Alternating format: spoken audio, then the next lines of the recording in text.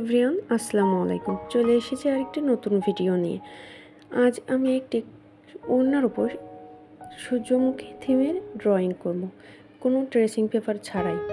ছিটে ফোটা কাজ দিয়ে আমি পুরো ওড়নাটা করে নেব।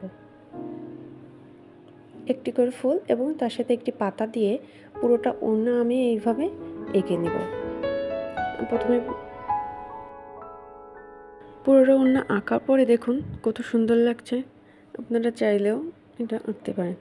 ভিডিওটি যদি ভালো লাগে লাইক কমেন্ট শেয়ার করতে ভুলবেন না এবং পরবর্তীতে আপনারা কোন ভিডিও চান সেটা অবশ্যই কমেন্ট করে জানাবেন।